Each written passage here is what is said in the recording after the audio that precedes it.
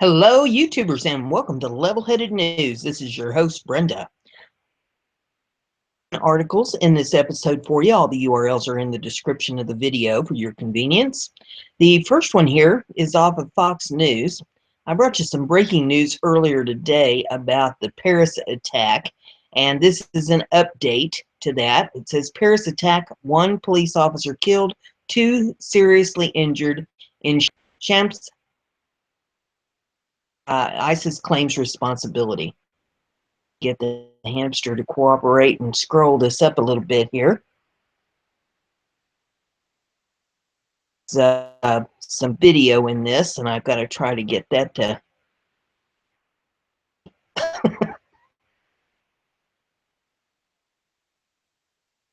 hopefully I've got that taken care of.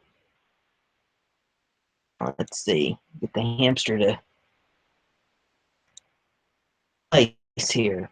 Okay, a police officer was killed, seriously injured when a gunman opened fire late Thursday on the famed Shams Paris before he was shot dead, officials said. Group quickly claimed responsibility for the attack.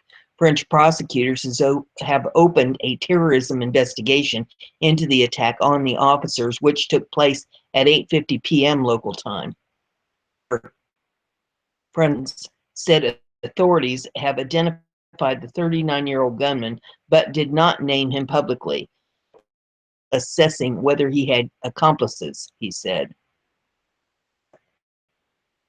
Used an assault rifle, and at least one location in the east is being searched as officials work to learn more information about the attacker. The of the attacker is known and has been checked. He said, "I will not give it because investigations with raids are ongoing." In a statement from news agency, ISIS named the attacker Abdu Yusuf al-Jiki, adding that he was one of the Islamic State fighters. The claim of responsibility came swiftly for the group, which has been losing territory in Iraq and Syria. It also referred to the attacker as one of the fighters rather than the soldiers of the Islamic State. Paris police spokeswoman Johanna told Associated Press the attacker, who is believed to have acted alone, targeted police guarding the area near the Franklin Roosevelt subway station of the Avenue. French President Francois said he is convinced the circumstances of the Paris shooting points act. We need to realize our security law enforcement forces targeted have the full support of the nation, he said in an address to the nation. Hollande said forces would be vigilant during the forthcoming presidential election. We shall be of the utmost vigilance in the relation to the election, he said. An emergency meeting of security, defense, and intelligence top officials would be held on Friday. The ministry said the shooting attack deliberately targeted police officers guarding the area. Ministry spokesman Pierre Bandet said the gunman came out of a car and opened fire on the police automatic to a war weapon with a specifically high, told reporters.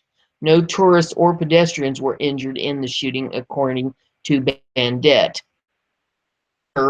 Was known by Secret Service in France as an extremist, official confirmed on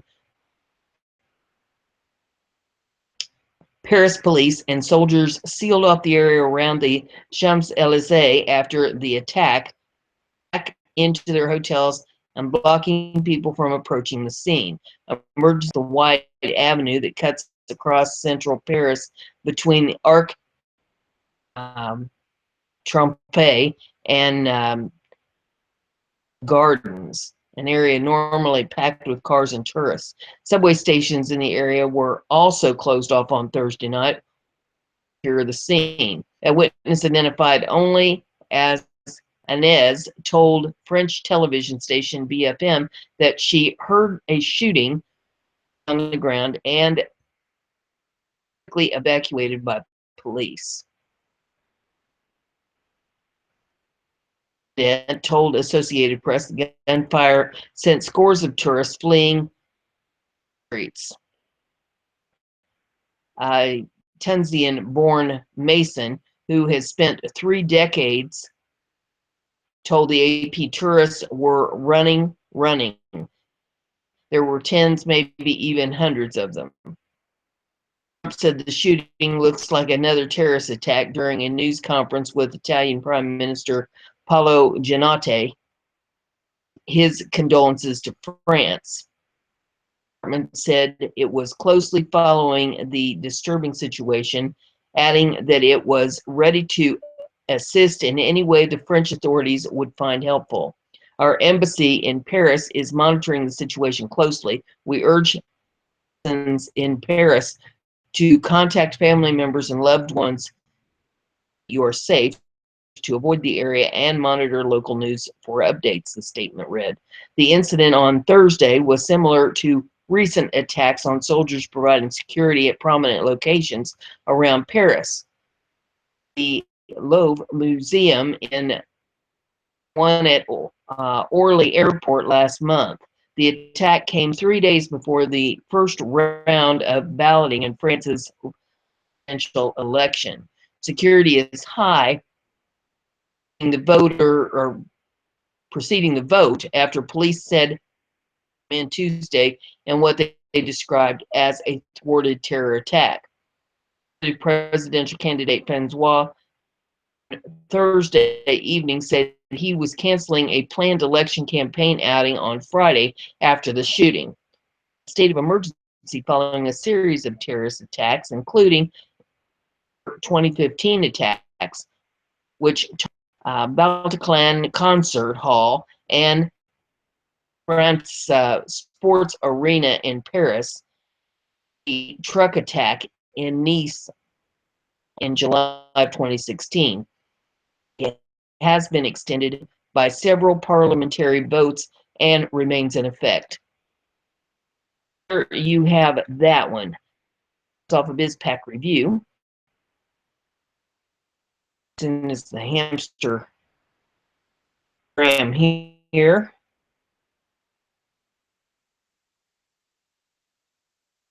It called the Easter Bunny back. I know he does. Here we go. That stirred him up. Together here. Come on. Contributors suggest ISIS bomb Trump properties.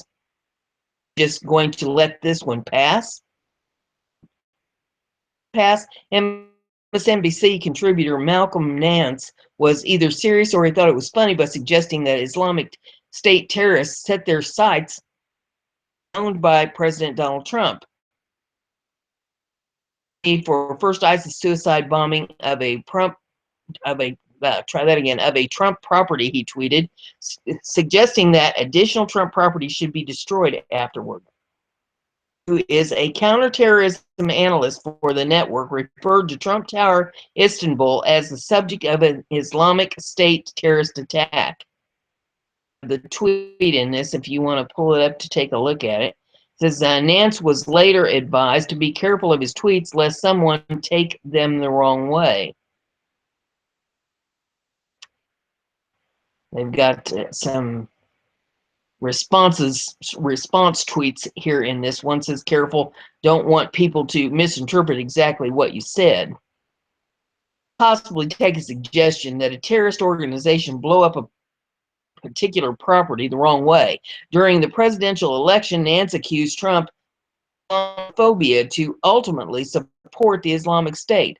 I will go so far as to say Donald Trump is the ISIS candidate, he told MSNBC host Chris Matthews. Of people in the West to perform Islamophobia, to draw recruits to them, say this is what America is.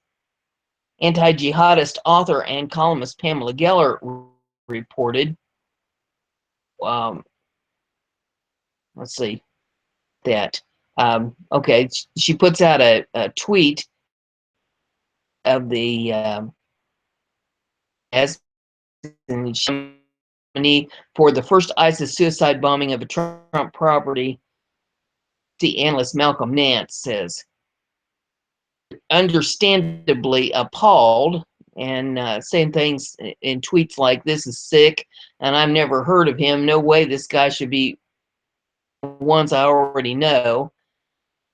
One says, "I invite all Islamophones to drop out, and I stand with America, fellow patriots, and the POTUS."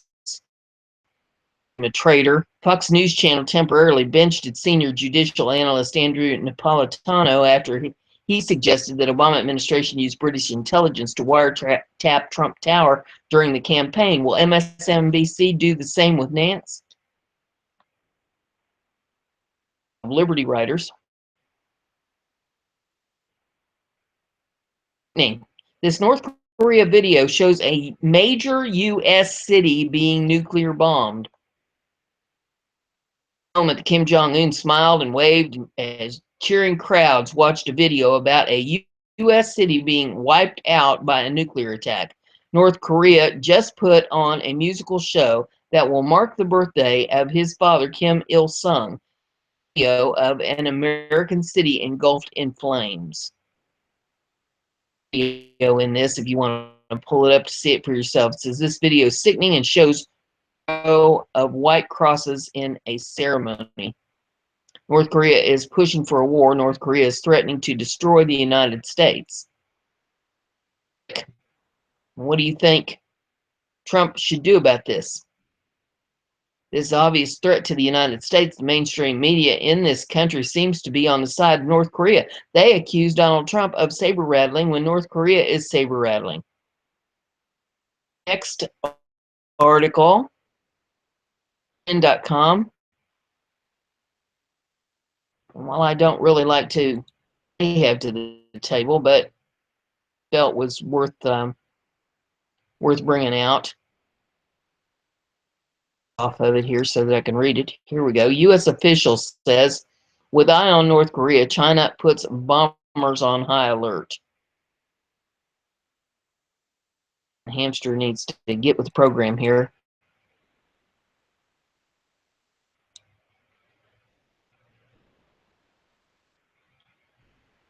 Chinese Air Force land attack cruise missiles capable bombers were put on high alert on Wednesday as the U.S. sees evidence that the Chinese military is preparing to respond to a potential situation in North Korea, a U.S. defense official. The official said the U.S. has also seen an extraordinary number of Chinese military aircraft being brought up to full readiness through intensified maintenance. Steps by the Chinese as part of an effort to reduce the time North Korea contingency, the official said, could include the risk conflict breaking out as tensions on the peninsula have increased in the wake of multiple North Korean missile tests. The U.S. and Pyongyang have re-upped their rhetoric, with the latter's state media warning Thursday that a preemptive strike by North Korea, the U.S. and South Korea being completely destroyed in an instant.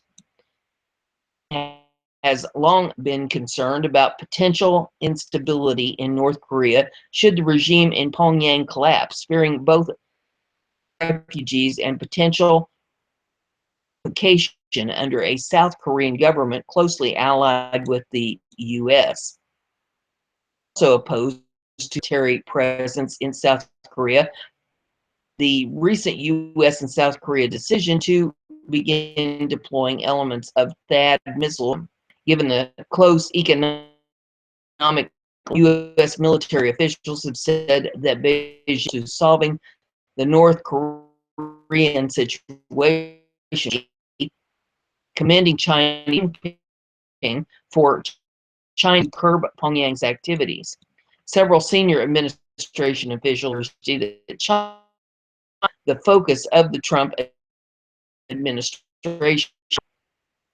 Nobody thinks the Chinese are going to press North Korea military or bring the regime to a strategy looks to China to find political solution else, one senior administration official said. The official said Trump's approach is based on careful U.S. efforts to deal with North Korea, noting that analysis of failed negotiations efforts with the long-reigning Kim family became abundantly clear. China has never leverage on the Kim regime. That some 85% of North Korea's economic trade is dependent on China. Given those links, U.S. military fishing is critical to solving the North Korean situation. And China appeared to reciprocate, with Chinese Foreign Ministry spokesman Liu Kang saying Beijing concerned about North Korea's recent nuclear and missile activities, while simultaneously praising Washington's approach to the issue. Officials did make some positive and constructive, such as using whatever peaceful means possible to resolve the nuclear issue. This represents a general direction that is correct and should be adhered to, Liu said. But one senior administration that the China-centric strategy in the early stage and many more stages to go. The next article that I have for you, off of it's off of Yonhap News Agency. U.S. sends nuclear sniffer plane to Korea. Article came out of Seoul. It says U.S. Air Force dispatched a nuclear sniffer aircraft Thursday to the East Peninsula amid the possibility of North Korea's imminent nuclear test, said. The WC-135 Constant Phoenix, a special purpose U.S. plane, made an emergency sortie today over the East Sea, the source said, requesting anonymity. Is to collect samples from the atmosphere in order to detect and identify a nuclear explosion. It arrived at Kadena Air Base in Okinawa, Japan, earlier this month amid indications that the North is preparing for another nuclear test. Thursday's flight appears meant to check whether the secretive communist nation has detonated a nuclear bomb. It also tests operational readiness in the event of an actual provocation by the North, added the source. There was an unconfirmed rumor that North Korea has notified China of its nuclear experiment plan. South Korea's military said earlier the North seems all set to conduct what would be the sixth nuclear test at Punggye-ri site in its northeastern region anytime on the leadership's decision. The next article is off of Western Journalism. It says Marines stand ready to fight as they arrive in Australia. We are always on standby for anything. As tensions between the United States and North Korea remain high, one of the largest U.S. combat forces to go to Australia arrived Tuesday at North Australian city of Darwin. About 1,250 Marines from the 3rd Battalion, 4th Marine Regiment from Camp Pendleton, California, will be deployed in Australia for the next 6 months. They will be supported by 13 aircraft, 4 tilt-rotor Ospreys, 5 Super Cobra helicopters, and 4 Huey helicopters. The aviation combat element is our most robust deployment to Darwin, said Lieutenant Colonel Brian Middleton, the unit's commander, saying it was also a tangible kind of sign of our commitment to the region and to this partnership. Middleton said his Marines will do whatever is necessary. Anytime a Marine force is forward deployed, we are always on standby for anything, he said. Australia asked him specifically about North Korea. We stand ready to fight and win the night always, but certainly there's been no indications from anyone that we are more or less ready based on conversations that are being had right now, he said. Middleton said that This year's deployment, which is part of a long-term commitment for increasingly larger size deployments, is significant. I think that the commitment that we've taken to put task force here with a conversation to get larger over the years says that we do think this is an important region, Middleton said. Being close to Southeast Asia and Indian Ocean, the Indo-Pacific position has always been important, he added. The agreement to deploy Marines was reached in 2011, Middleton said. The large contingent of aircraft was planned before recent tensions with North Korea began to simmer. Regardless, I think it's just a good move. Anytime we can strengthen the long-standing partnership and alliance between our two countries, he said. We look forward to getting down to what it is really about. It's improving the relationship between Australia and America, and we look forward to exercising, training, and improving the operability between our forces and other forces in the region. Officials have grown uneasy about recent North Korean belligerence. North Korea is on a path to achieving nuclear weapons capability, and we believe Kim Jong-un has a clear ambition to develop an intercontinental ballistic missile capable of carrying a nuclear payload as far as the U.S., said Australian Foreign Minister Julie Bishop. That would mean Australia would be in reach. So unless it's prevented from doing so, it will be a serious threat to peace and stability of our region, and that is unacceptable, she added. The next article I have is off of Breitbart.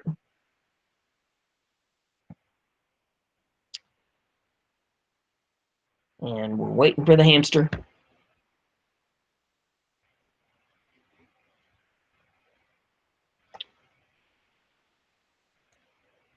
It says, Israel says Assad's forces still have chemical weapons.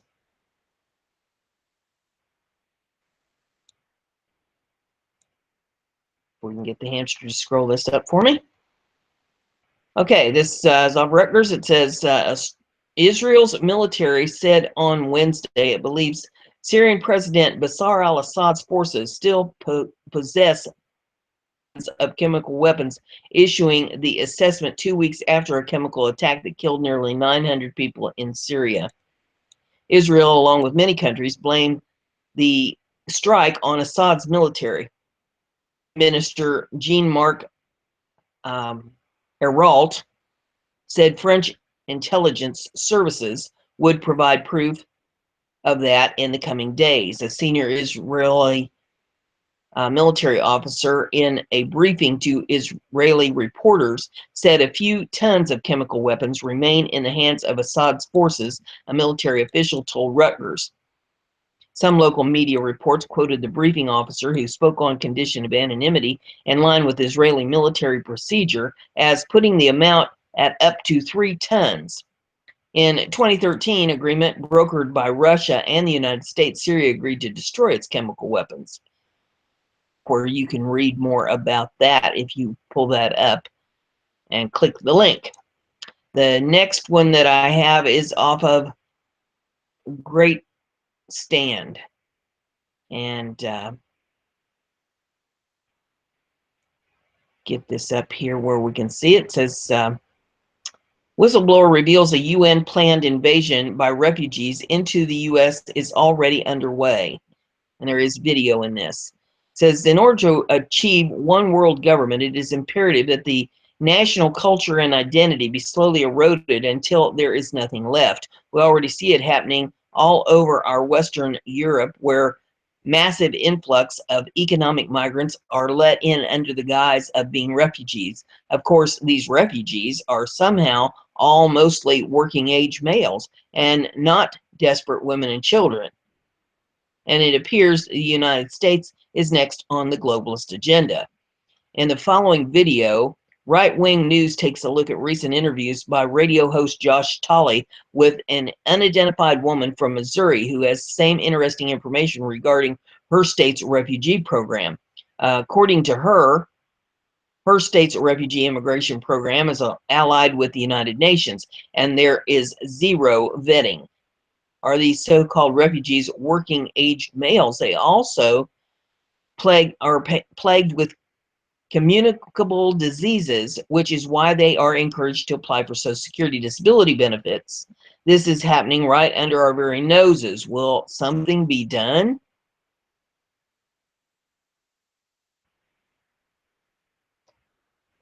And then further down on the page, it says she describes how the UN, under the heading of Agenda 2030, is planning immigration into the U.S. similar to what is happening in Europe. Roadmap is being followed to enslave mankind, and no one pays attention.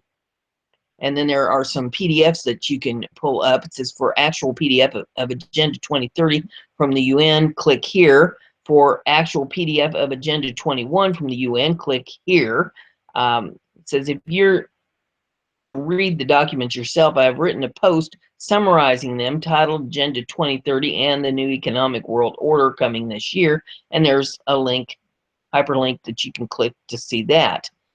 The goal is to create chaos and lay the foundation for breaking the U.S. into smaller political units with equal UN representation and the end of America as a sovereign nation.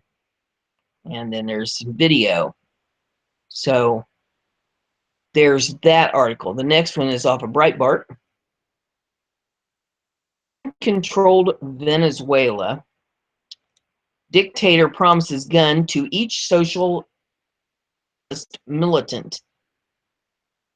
Venezuelan dictator Nicolas Maduro is giving guns to upwards of 400,000 of his supporters in hopes of squashing opponents' demands for free and fair elections. The guns would increase the 100,000 pro-Maduro militia members to roughly 500,000 in the short term, though Maduro spoke of 1 million militiamen in the long term. On Sunday night, Maduro ordered the National Bolivarian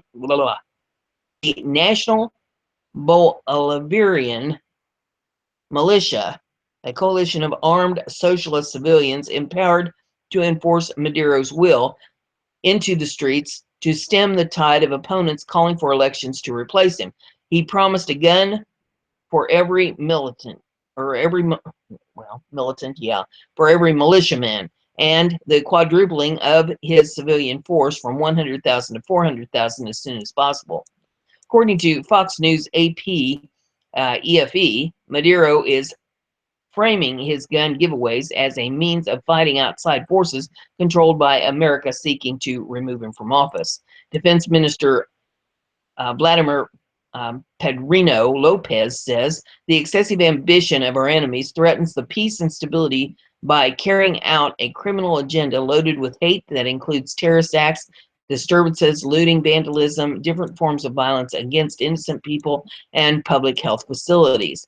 Pedro said the protesters are creating anxiety in the public, anarchy, and chaos with the ignoble aim of toppling the democratic government. Venezuela banned the sale of guns to private citizens in 2012 during the tenure of the late dictator Hugo Chavez. On June the 1st of 2012, the BBC reported that private citizens with a license or permit to own firearms would lose their rights. Their permits invalid for purchasing or keeping weapons they already own.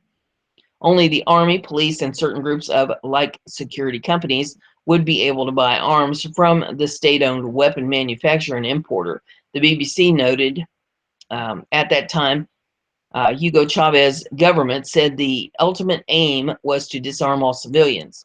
The law has prevented most civilians from keeping firearms, though they are readily available on the black market, and criminals are known to be well armed. Caracas is the world's deadliest peacetime city, with shootings a regular occurrence nationwide. In prisons, inmates often keep firearms, and in one notable incident, made a cell phone video showing off an arsenal of weapons to honor a dead thug.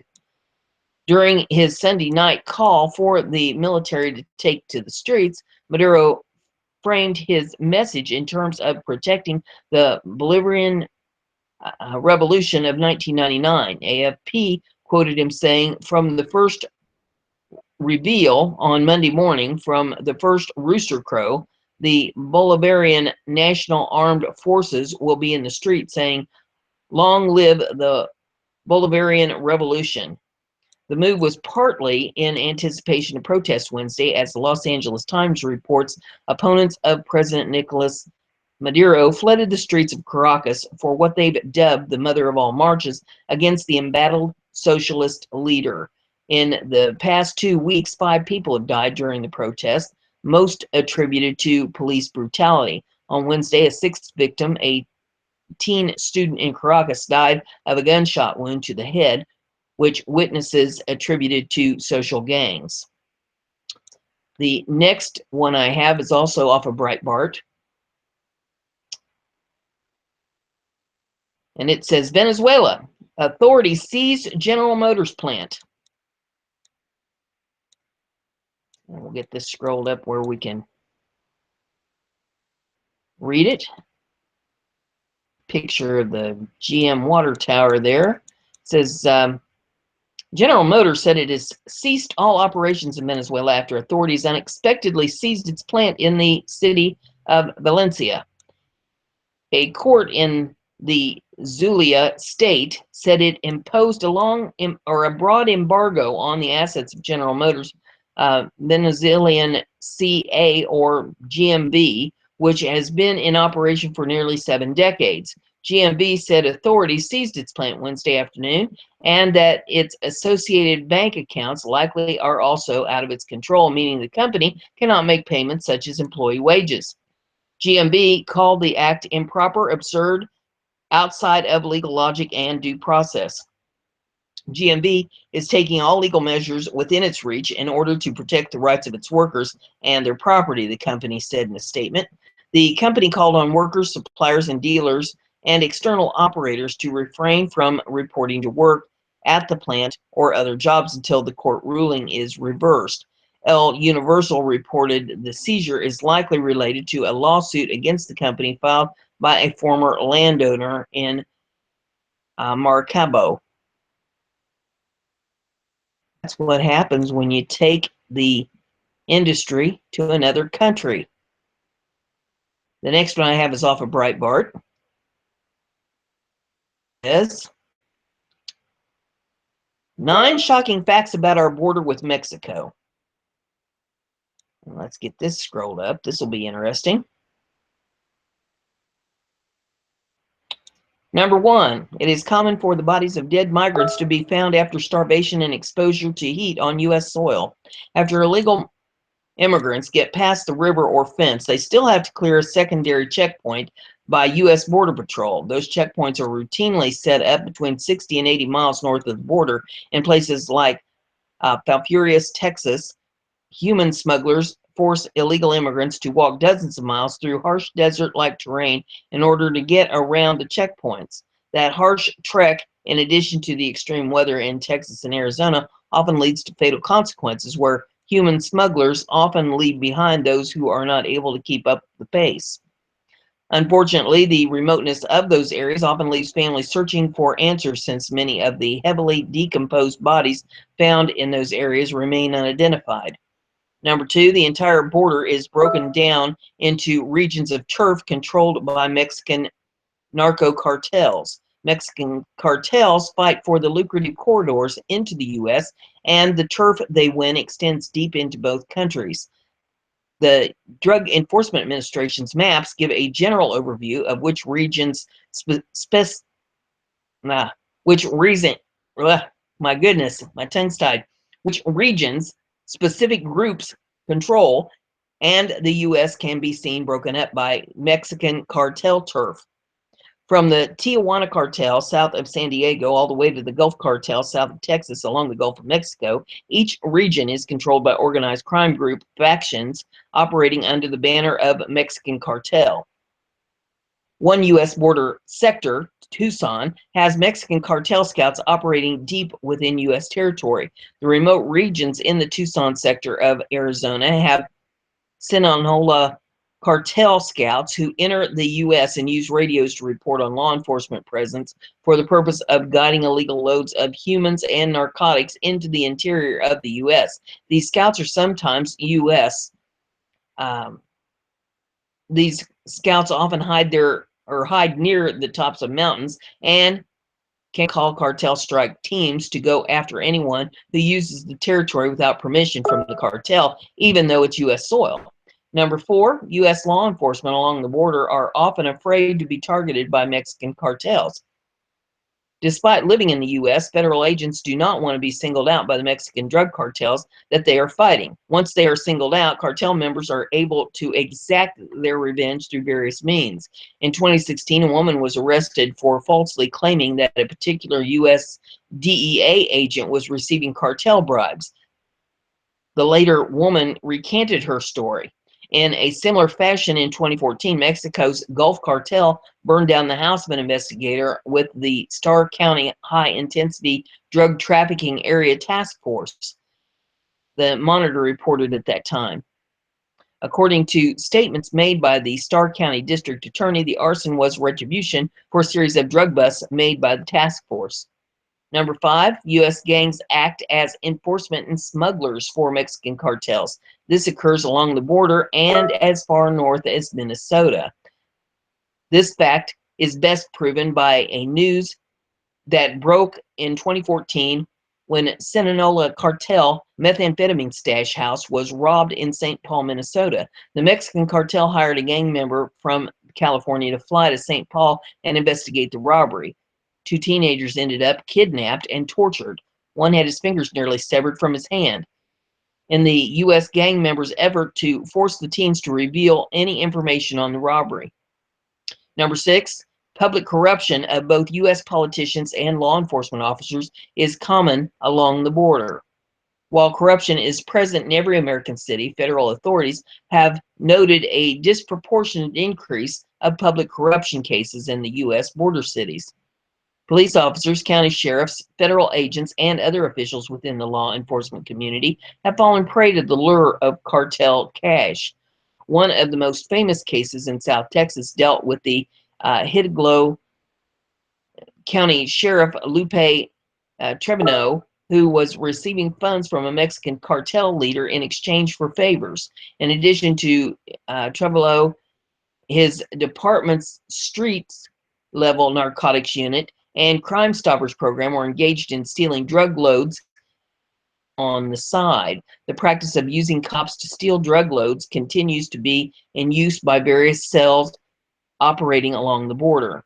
Number 7, Mexican cartels are paid and fueled by illegal immigration. No one crosses the border without paying the cartels. As Mexican cartels continue to exert control over their territories, their ruthless methods have since transferred to another of their money-making enterprises, human smuggling.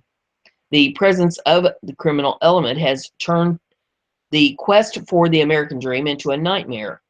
Illegal immigrants are constantly extorted.